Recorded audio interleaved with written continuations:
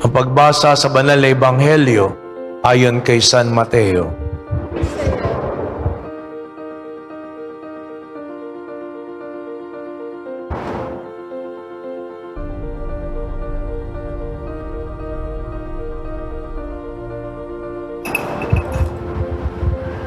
Si Jesus ay pinanganak sa Bethlehem ng Judea ng kapanahunan ni Haring Herodes. Dumating naman sa Jerusalem ang ilang pantas mula sa silangan at nagtanong-tanong, nasaan ang pinanganak na hari ng mga Hudyo? Nakita namin sa silangan ang kanyang tala at naparito kami upang sambahin siya. Nang mabalitaan ito ni Haring Herodes, siya'y naligalig. Hindi ng buong Jerusalem. Kaya tinipon niya ang lahat ng punong saserdote at mga eskriba sa Israel at tinanong sa kanila kung saan ipinanganak ang Mesiyas. Sa Bethlehem po ng Judea, tugon nila. Ganito ang sinulat ng propeta. At ikaw, Bethlehem, sa lupain ng Huda ay hindi nga huli sa mga pangunahing bayan ng Huda, sapagkat sa iyo lilitaw ang isang pinuno na mamamahala sa aking bayang Israel. Na mabati dito, lihim na pinatawag ni Herodes sa mga pantas at tinanong kung kailan lumitaw ang tala. At pinalakad niya sila patungong Bethlehem matapos pagbilinan ng ganito. Umayo kayo't inyong hanaping mabuti ang sanggol. Kapag inyo natagpuan, balita agad ninyo sa akin upang ako may makasamba sa kanya. At lumakad na nga ang mga pantas. Muli silang pinangunahan ng talang nakita nila sa silangan hanggang sa sumapit ito sa tapat ng kinaroroonan ng bata. Gayon na lamang ang galak ng mga pantas na makita ang tala. Pagpasok sa bahay, nakita nila ang bata sa pili ng kanyang inang si Maria. Lumapit sila at nagpatira pa at sinamba ang bata.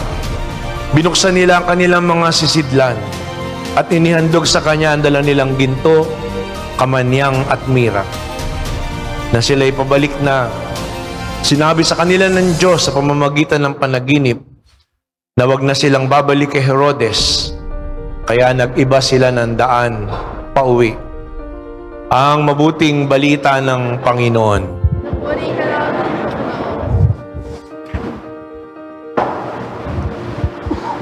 Magandang gabi po sa inyo lahat. Happy New Year, Merry Christmas, at Happy Epiphany. Ngayon po ay dakilang kapistahan ng pagpapakita ng Panginoon. Ang ibig sabihin po ng Epiphany, Epiphanes. Kaya nga meron tayo EDSA, di ba? Epipanyo. Ibig sabihin po nun ni manifestation. Pagpapakita. Pagpapakita sa atin na ang sanggol na sinilang sa Belen ay hindi isang ordinaryong bata, kundi siyang ipinangako na ating manunubos, ilaw ng sangkatauhan. At masaya pa rin po tayo dahil nasa loob pa rin po tayo ng Pasko. At sa araw na ito, kung tutuusin, nakukumpleto yung tablo ng Belen. Kasi nang magpahayag ang mga anghel sa pastol, sabihin natin ang pagpapahayag ng katotohanan tungkol sa Panginoon bilang manunubos ay para sa kanyang bayan. Pinuno na manggagaling sa lipi ni David para sa kaligtasan ng Israel. Pero sa pagkakataong ito, 3 pantas mula sa silangan, mga pagano, mga hintil, pumunta rin sila sa Israel upang sumamba at kumilala sa Panginoong Hesukristo. Kung kaya nga ang Panginoon ay hindi lang manunubos para sa mga Hudyo, kundi manunubos maging natin na ibang mga lahi at lipi. Si Kristo ay tunay na manunubos ng sanlibutan. Kaya nga po sa mga kapatid natin sa Eastern Church, pag makikita niyo po sa Middle East, ang pista na ito ng pagpapakita ng Panginoon, mas masaya sa kanila kaysa doon sa kapanganakan. Nagsasaya na sila sa kapanganakan, pero ang kasayahan ay higit dahil dito pinatututuhanan na si Kristo ay talagang para sa buong sanlibutan. At yan po, nababanggit lagi, tinatawag din natin na pista ng tatlong hari. Pero wala naman talagang hari. Sa pag-usad na lang talaga ng panahon, parang tradisyon o na-romanticize siya, sinabing hari. Pero ang sinabi lang talaga sa banal na kasulatan ay mga pantas. Sabihin natin, astronomers. So hindi po yan yung nagpupungsoy. Astrologist po yun. Nandun, nakita nila yung tanda na yung tala na yun na lumitaw at ginabayan sila patungo sa ating Panginoong Hesukristo. Natanim na lang sa kaisipan natin na tatlo, kasi nga, wala din naman sinasabing tatlo yung pantas. Sabi, mga pantas. Pero ang tatlo po ay yung regalo. Ginto, kamanyang, at mira. At sa tradisyon din, nagkaroon na rin siya ng mga pangalan. Si Melchor, si Gaspar, at si Baltasar. Minsan kasi may tinanong, ang sagot, Gomez, Burgos, Zamora. Sabagay, mas mainam-inam po yung kesa naman sinulat Tito Vic and Joey. Diba? So, pero kahit po nandyan lahat yung mga bagay-bagay na yan, mga palamuti na lang po yan sa kwento.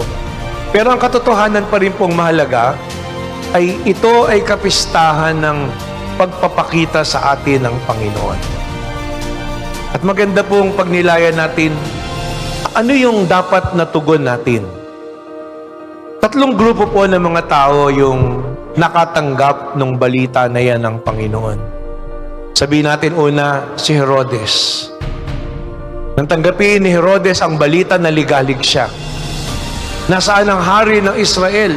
Siguro sa loob ni Herodes, ako yung hari na yun eh. At anong ginawa ni Herodes? Paano niya tinanggap ang Panginoon? Sabi niya doon sa mga pantas, hanapin niyong mabuti at sabihin niyo sa akin nang ako man ay makasamba sa Kanya. Pero alam natin, si Herodes Herodes talaga. Diba? May pagka-traidor siya. Bakit? Kasi alam natin, di ba, December 28, ginugunita natin, Niños Inocentes. Nang hindi magbalik ang mga pantas, pinasuyod ni Herodes ang Bethlehem at pinapatay yung mga sanggol na kaidara ng ating Panginoong Hesukristo. Dito makita po natin isang uri ng pagtanggap yan sa Panginoon. Na pagtanggap na walang pananampalataya. Pagtanggap na sarado ang puso. Kung kaya nandun, buburahin, aalisin ng Panginoon. At nung bago magdiwang tayo ng Pasko, yan po lagi yung pinapaalala ko sa inyo, na yung kasayahan natin sa Pasko ay hindi dahil sa mga palamuti nito. Hindi ang mga dekorasyon, pagkain, o pagtitipon, o regalo, o kantahan, o pag-awitan. Kasi kung magkakagayon, ganun ang Pasko para sa atin, marami mga tao bago pa dumating yung Pasko, nadidepress. Kasi sa nakukukuha ng ganito, paano ka magkakaroon ng ganun?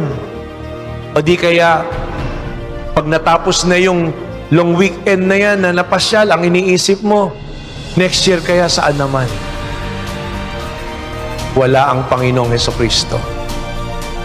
Sana wag mangyari na tinanggap natin ang Panginoon at inaabangan natin ang Pasko katulad ng pag-aabang ni Herodes kung paano niya aalisin ang Panginoon.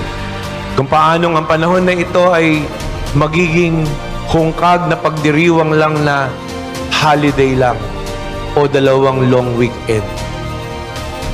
Kung kaya walang ganong kalalim na kahulugan at halaga ang pagdiriwang na ito o dinudulot na pagbabago sa ating buhay. Ay kalawa na tumanggap din ng balita ay yung mga saserdote at eskriba. Na magtanong si Herodes, anong sinasabi ng banal na kasulatan? Alam nila. Sa Bethlehem, doon po ipapanganak ang ipinangakong hari. na mamumuno dahil iyon ang nakasulat. At ikaw, Bethlehem, sa lupain ng Huda, hindi nga pinakahuli sa mga pangunahing bayan ng Huda. Dahil sa iyo, lilitaw ang isang pinuno na mamamahala sa aking bayang Israel. Alam nila. Pero anong ginawa ng mga saserdote at eskriba? Binaliwala nila. Sinantabi nila yung Panginoon. Ganon din po pwedeng mangyari sa atin. Alam natin, pero talaga nga bang pinahahalagahan natin? Talaga nga bang nandun na tinatanggap natin?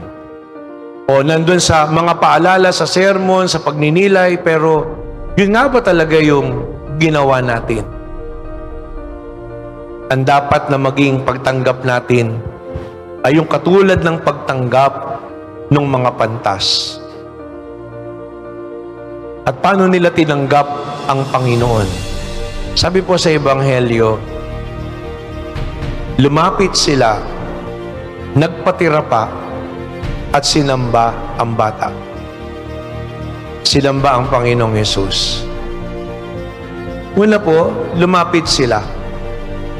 Sa dakilang kapistahan ng pagpapakita ng Panginoon, kung tutusin, bago tayo lumapit sa Panginoon, ang Panginoon ay lumalapit sa atin. Kaya nga siya nagkatawang tao eh. Hindi lang para lapitan tayo, kundi para samahan tayo. Dahil siyang Emmanuel, siyang Diyos na suma sa atin. Siyang Diyos na nagbibigay ng kanyang sarili sa atin. Kulang na lang sabihin natin sa Tagalog, pinagduduldulan ng Panginoon ang kanyang sarili sa atin. Pero ang katanungan na iiwan po, tayo, pinahahalagahan ba natin yan? Kinikilala ba natin yung paglapit na yon ng Panginoon? O tayo mismo, yung paglapit ay binubuksan ba talaga natin ang ating isip, puso, pagkatao sa Panginoon? Kung isipin po natin, kahit sa mga simpleng paraan, ang Diyos lumalapit sa atin, nagpapadama ng kanyang presensya. Pwede mong basahin sa banal na kasulatan. Pwede mong makita kapag nagbabrowse ka sa cellphone. Pwede mong mapanood sa TV. Merong oras, merong pagdadasal, oras ng banal na awa. O di kaya magsasara yung TV bago kantahin yung lupang hinirang, magdadasal. O di kaya nandun ka sa mall, naririnig mo alas 6, biglang may nag-e-angelus. O di kaya bago magsara, may nagdadasal. O di kaya nagbabrowse ka sa telepono, biglang magpa-flash, mayroon nagdadasal. Lumalapit ang Panginoon. Nadadaanan natin sa simbahan. Nakabukas yung simbahan. May misa. O kahit nakasarado yung simbahan, pwede ka namang sumilong nandun. Pero tinampulan mo ba man lang ng pansin ng Panginoon? Nagkukul ka ba ng oras para tumigil man lang? O sige, sabihin natin, Father, papasok po ako, magtatrabaho ko eh. Yung bang tumigil ka kahit ilang minuto para magdasal, kawalan o ikahuhuli? Pag nakikita natin, pinaflash na sa TV, may dasal, may panalangin, anong ginagawa natin? Pinakikinggan ba natin? Sinasamahan ba natin sa pagdadasal? O inililipat natin ng channel? O iniiba natin ng pihitan? Ang Panginoon, hindi nagkukulang sa paglapit sa atin. Kung tutusin, napakadaming simpleng paraan na ang Diyos nagpapaalala sa atin. Nagpapadama ng kanyang presensya sa atin. Ang tanong nga lang, katulad ng mga pantas, talaga bang hinahanap? Talaga nga bang hinahangad natin? Talaga nga bang sinusundan natin? At lumalapit ba talaga tayo sa Panginoong Diyos? Ikalawa, sabi po doon, nagpatira pa. Nagpatira pa sila ng makita ang Panginoon. Di ba pagpapatira pa, sabihin natin, ano yun? Talagang sinuko mo, at nandun na iniharap mo yung sarili mo sa Panginoong Diyos. And we can only worship God truly in humility. Pag lumalapit tayo sa Panginoon, lumalapit ba tayo sa Panginoon na nagpapatira pa ng ating sarili? O lumalapit ba tayo na meron tayong patago o inaasahan? Kuminsan, kaya hindi natin nakakamit ang Panginoon ng lubos kasi ang dasal natin, prayer of entitlement. Nang isip natin, na kumpleto ko to, Panginoon, ginagawa ko to, nagdadasal ako, nagpapakabuti ako. Nasaan ang kapalit? Dapat pagpalain mo ko, dapat biyayaan mo ko. Hindi natin mararanasan na lubos. Siguro maring maramdaman mo sinasagot ka. Pero paano pag dumating yung pagkakataon na kabaliktaran yung nangyayari? Magpatira pa ka pa kaya sa Panginoon? O baka humanap ka na ng ibang Diyos? We should always approach the Lord with humility. Pag sinabi pong humility, yung salitang humility galing sa Latin, humus. Pwedeng i-trace yung root nung salita na yon. At yung humus sa Latin, ang ibig sabihin po nun, lupa. Ang kababaang loob ay hindi ibig sabihin naglulupa ka o inaandokha mo ang sarili mo o tinitingnan mo ang sarili mo na mababa. Ang paglapit sa Panginoon na may kababaang loob ay pagkilala na na ang halaga natin hindi lupa, ang halaga natin ay dun sa pagpapahalaga ng Diyos. Na kahit lupa tayo, nabuhay tayo dahil hiningahan tayo ng Panginoon. Pag lumapit tayo sa Panginoon, lumalapit tayo sa Kanya na tinuturing natin ang ating sarili na pag-aari niya.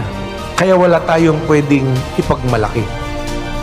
Kaya namang biyaya o pagpapala o runong o talino o lakas na meron tayo, hindi dahil magaling tayo o mabuti, kundi dahil mahal tayo ng Panginoong Diyos at siya ay isang mabuti na Diyos. At sa huli, sinamba. Ipagsamba po na yun yung ating buhay pananampalataya. Kaya nga yung pagkilos na yon ng 3 hari, paglapit, pagpapatira pa at pagsamba, lalo pang binigyan ng kahulugan ng kanilang handog. At 3 yung handog nila sa Panginoon. Ginto, kamanyang at mira. Gold, frankincense, and myrrh. Sa unang pagtingin, yun po yung nagpapakilala sa atin o nagpapakita sa atin sino yung sanggol. Ginto kasi siya hari. Siyang hari na galing sa lipi ni David, na hari ng Israel, hari ng sanlibutan. Kamanyang, incense, kasi siya'y Diyos. Si Kristo'y anak ng Diyos. At mira, ginagamit po yung mira sa embalsamo dahil alam natin, pinili ng Diyos na magkatawang tao para maging kaisa natin na tayo ay iligtas. Siguro kung sa panahon ngayon magkakatawang taong Panginoon, formalin. Kaya lang mabaho po yung formalin eh. Hindi siguro yun ang gagamitin ng Panginoon. Yung mira, mabango pa rin na pinapahid sa bangkay ng tao. Pero yung 3 handog po na yun din yung dapat na maging handog natin. Na kinikilala natin ang Panginoon na ating hari, kinikilala natin ang Panginoon na ating Diyos, at kinikilala din natin ang Panginoon na ating manunubos. Yung ginto, iaalay natin yan sa Panginoon. Kaya mamaya sa kolekta, yung mga meron diyang suot na mga makikinang, madidilaw, iuhulog nyo na. Ha? Hindi, nagbibiro lang po ako. Baka mamaya akala nyo, kukolektahin na yung alahas. Pero alam nyo, diyan kayo hahanga sa mga South Koreans. Kung maaalala nyo po nung financial crisis, na sa buong mundo, yung mga South Korean pumila sa kanilang bangko, nag-donate ng mga ginto nilang mga alahas para yung ekonomiya nila umunlad. Sana all. Diba? Kasi sa atin nawala eh. Pero yan po eh. Ano yung ginto? Yung ginto, yun yung mga bagay na binigay sa atin. Pero ang hain natin, hindi po palakihan ng handog yan. Kung mayroon nagbibigay ng halaga at kinang sa handog natin, yun yung ating pag-ibig. Dahil kahit gaano kalaki ang bagay, pag walang pag-ibig, walang halaga. Sabi nga nila, ang material na bagay madaling ubusin. Pero ang pag-ibig, pag nilahok mo, hindi na uubos po yun. Kaya nga kung kinikilala natin ang Panginoon na Hari, anumang talino, anumang oras, anumang kakayanan, anumang biyaya na meron tayo, lagi nating lahukan at ihandog sa Diyos na may pag-ibig. At kung yan ang ginagawa po natin, yan ang kinang na nakikita ng Panginoon. Yan yung kadalisayan na nakikita sa atin. Dahil ang handog natin, hindi mga palamuti na ginto o dilaw. Ang handog natin ay gininto ang puso. Diba? Tingnan mo nga yung katabi mo. Meron ba yung gininto ang puso? Sana. So yan po ang mission natin.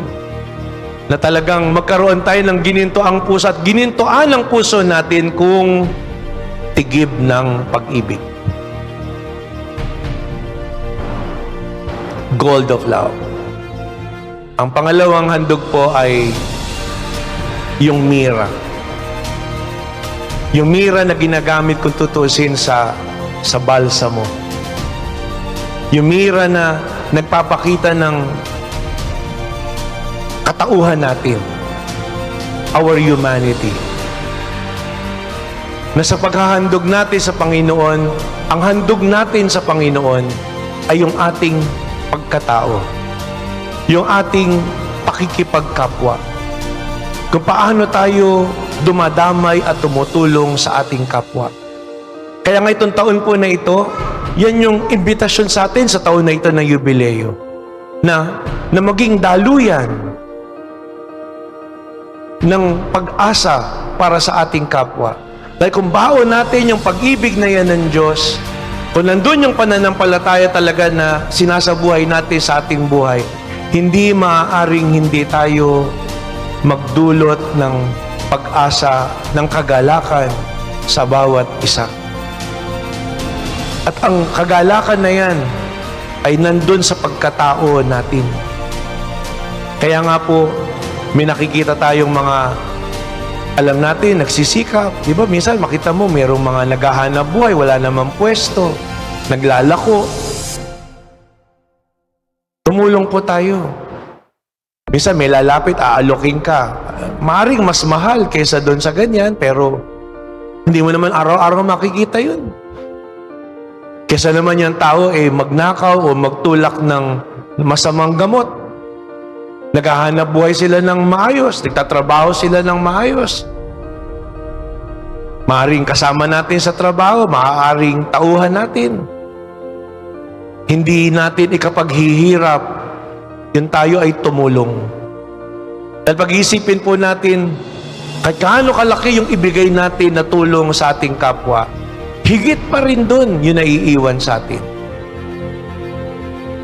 Na kaya lamang talaga tayo mayro'y mababahagi o maibibigay mula sa kagandahang loob ng ating mga puso ay dahil biniyayaan din tayo ng Panginoon. Kaya nga kung tayo magiging maramot, sipin natin, paano kung nagkabaliktad tayo ng kapalaran? Tayo yung nalagay doon sa mga sitwasyon na yun. Ano kaya yung mararamdaman natin? Kung nakikita natin ang mukha ng Panginoon sa ating kapwa, kung nakikita natin yung ating pagiging tao na katulad din ng iba, hindi maaaring hindi tayo magpahalaga, dumamay at gumalang. Kaya nga yun po yung pakikipagkapwa. Yun po yung pagmamalasakit. Yun ang pagiging pag-asa ng Panginoong Diyos sa bawat isa. At yun yung mission natin. Na sana yung mga tao na makakadawpalad natin, maramdaman nila yung pag-asa na yan, yung presensya na yan ng pag-ibig, ng kabutihan ng Diyos sa malasakit at pagdamay natin sa kanila. At sa huli, yung pong insenso. Yung paglalim sa pananampalataya, yung pagsasabuhay ng pag-ibig at pagiging pag-asa sa ating kapwa, hindi po magkakaroon ng kaganapan yon kung hindi tayo seryoso sa ating pagdadasal. Kaya napakahalaga na maging commitment po natin yon. Maging resolution talaga natin na hindi lamang linggo-linggo na magsimba, adalin mo yung pamilya mo sa pagsisimba, araw-araw. Bigyan talaga natin po ng oras ang pagdarasal. Araw-araw, sikapin talaga natin na meron tayong oras kahit maikli, nakasama natin yung mag-anak natin na nananalangin. Upang nandun maliwanag sa atin na bago tayo lumunsad sa ating mga gawain, sa ating mga intindihin sa buhay, hayaan natin ang presensya ng Panginoon nang siyang gumabay sa atin. Sabi ko nga po sa inyo nung bagong taon, pagising sa umaga, yun ang napakagandang gawain natin. Na bago mo hagilapin yung cellphone, bago ka pumunta ng banyo para mag-ayos na yung sarili, bago ka pumunta sa kusina para magluto, paggising mo pa lang na yun, bago ka magbasa ng kahit na anong mga messages o text, ang unang gawain mo, magdasal. Magpasalamat sa Diyos sa biyaya ng buhay. Magpasalamat sa Panginoon sa biyaya ng ating mag-anak, ng kabuhayan, ng mga binagkakatiwala sa atin ng Panginoong Diyos. Nabahagi ko nga po sa inyo yun, yung morning offering, di ba?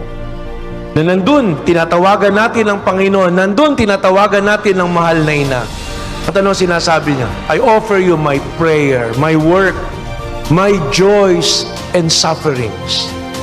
Ano yun yung apat na yun eh. Araw-araw, bawat paggising natin, ang laman ng isip at puso natin yung apat na yun.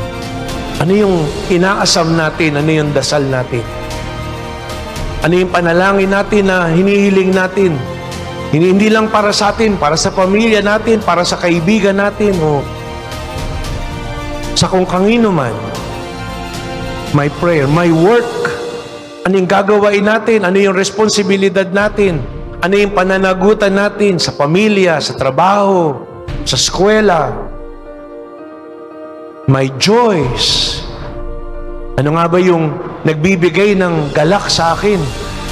Sabi ko nga po sa inyo, seeking not just what makes us happy, but what makes us joyful. What makes us rejoice always in God.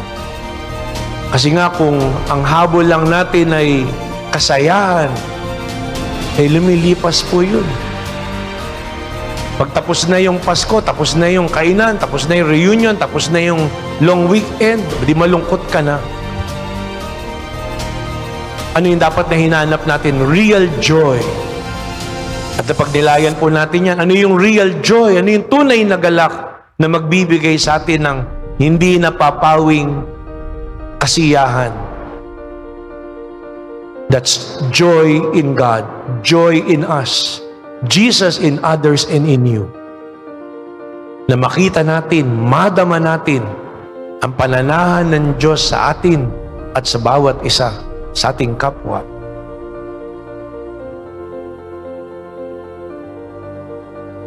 Yan po yung napakalaking hamon sa suffering.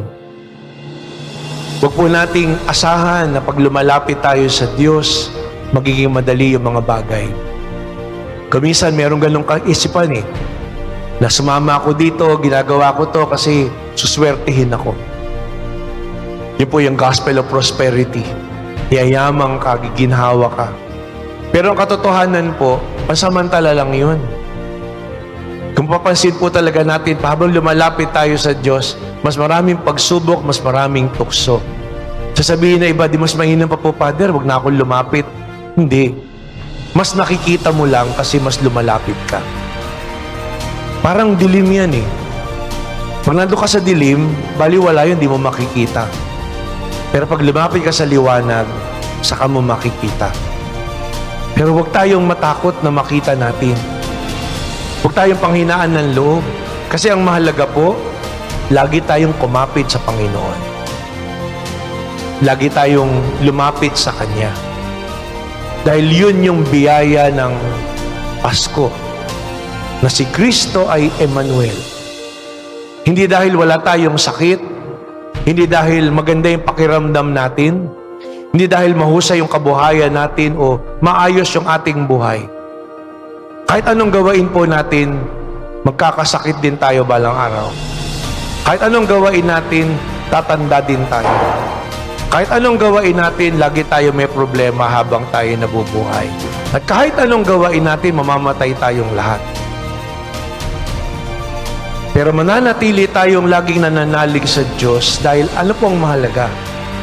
Ang mahalaga sa buhay natin araw-araw, si Jesus masabi natin, Emmanuel. God with us.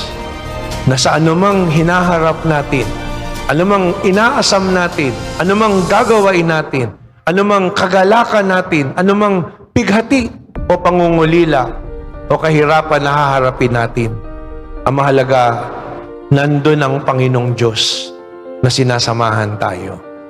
Nandun ang Panginoon na pumupuno sa ating isip at puso. Kaya napakahalaga po nung ihandog talaga natin sa Panginoon yung ginto ng ating pag-ibig, yung mira ng ating pagkatao, at lalong higit ang insenso ng ating pananalig upang sa gayon maging misyonero tayo ng pananampalataya at manglalakbay, manlalayag na may pag-asa na maglalapit, magpapadama ng pag-asa, ng kabutihan, ng malasakit ng Diyos sa bawat isa sa araw-araw nating kabutihan, pagmamahal at pamumuhay.